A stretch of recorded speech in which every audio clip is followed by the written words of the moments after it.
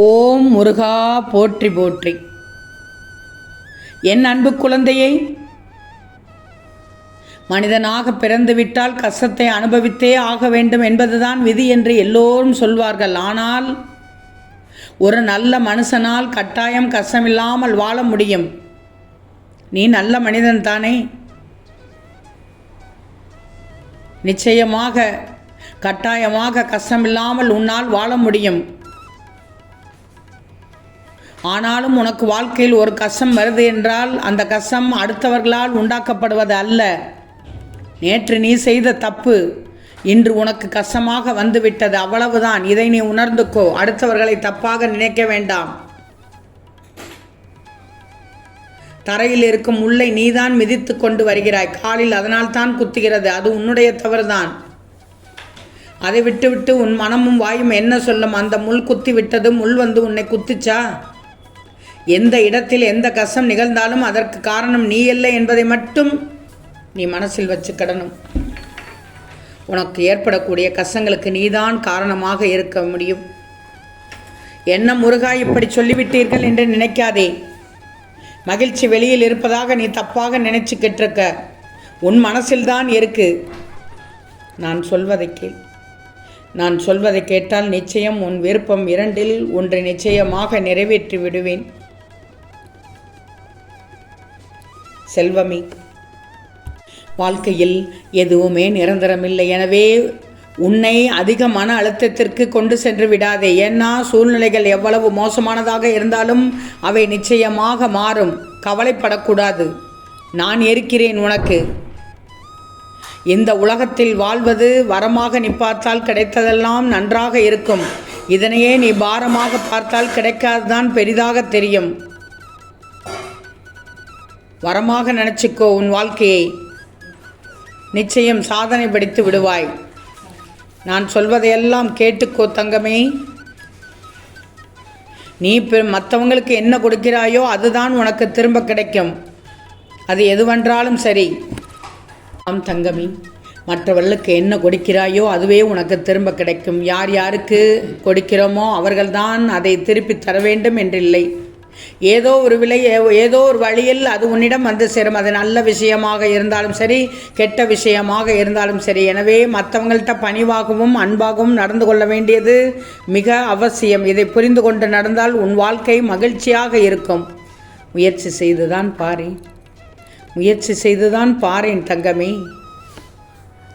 எந்த விஷயத்தையும் எதிர்கொள்ள தேவை என்று என்ன தெரியுமா?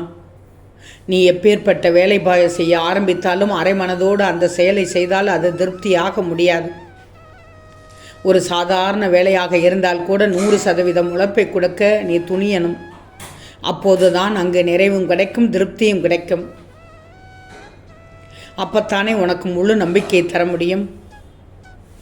அப்படி எந்த தொழிலையும் முழு நம்பிக்கையோடு ஆரம்பித்தால் நாளுக்கு நாளாக அது உனக்கு மன உறுதியை தரும், தைரியத்தையும் தரும். இப்படித்தான் மன தைரியத்தை படிப்படியாக வளர்த்தால் உனக்கு வெற்றி நிச்சயமாக கிடைக்கும் என்று நம்பி விடுவாய்.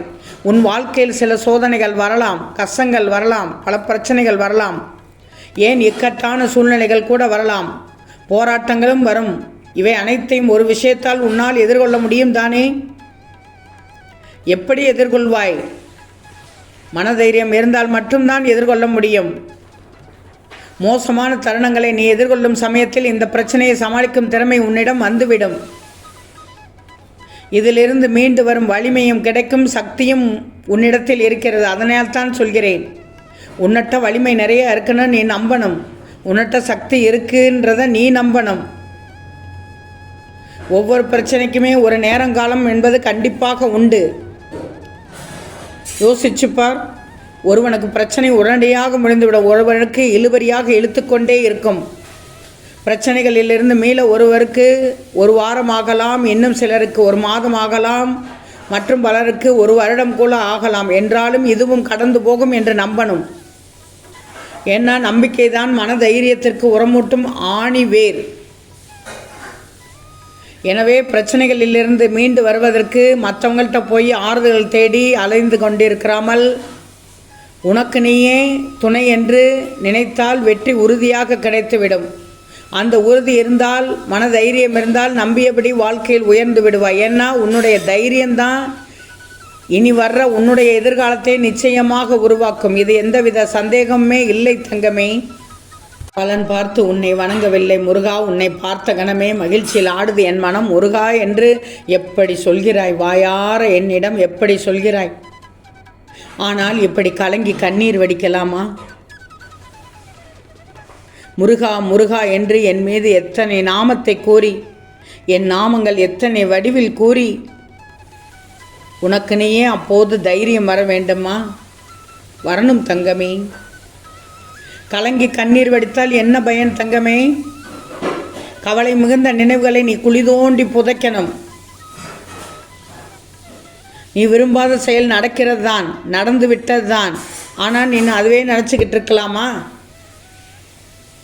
அதை மாறுபட்ட கோணத்தில் யோசி. மனதிற்குள் அப்பத்தான் துன்பப்பட நேராது.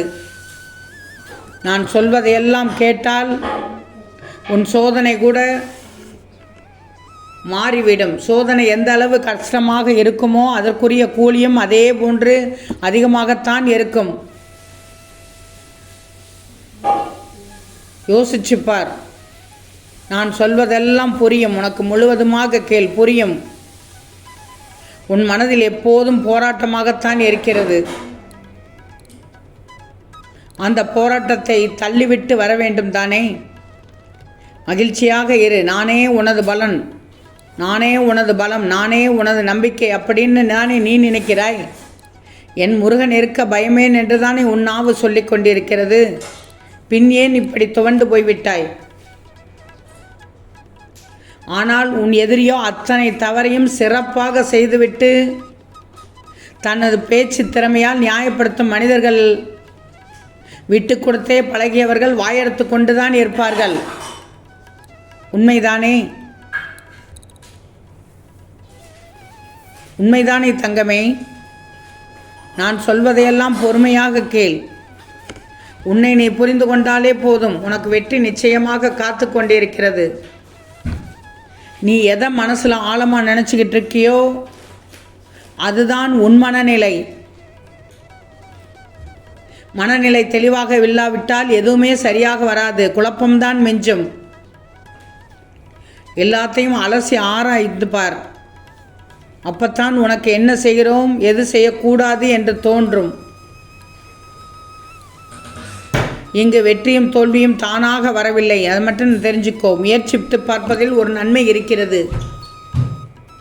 அப்படின்னா அது உன்னால் முடியும் என்று உனக்கே புரிந்துவிடும். ஒரு விஷயத்திற்காக முயற்சிப்பது தான் முறையானது. ஆனால் அது தொடர்ந்து உனக்கு தோல்விகளை தந்தால் அப்போதும் கூட சொல்வேன், தவறு உன்னிடத்தில் தான் இருக்கிறது. அந்த முயற்சியை மறுபரிசீலனை செய். முடியாத பட்சத்தில் அதை கைவிட்டு விடு. ஏன்னா தோல்விகளால் தன்னை திருத்திக் கொள்கிறவங்க தான் கடைசியில் வெற்றியை பார்க்கிறார்கள். செல்வமே, உனக்கான தகுந்த நேரத்தில் தான் நான் இதை பற்றியெல்லாம் பேசுகிறேன். கலங்காதே, மனம் தளராதே. திருச்செந்தூர் முருகன் நான் இருக்கிறேன். உன் விருப்பம் 2இல் 1 இப்போது நிறைவேற்றி காண்பிக்கிறேன். ஓம் முருகா போற்றி போற்றி.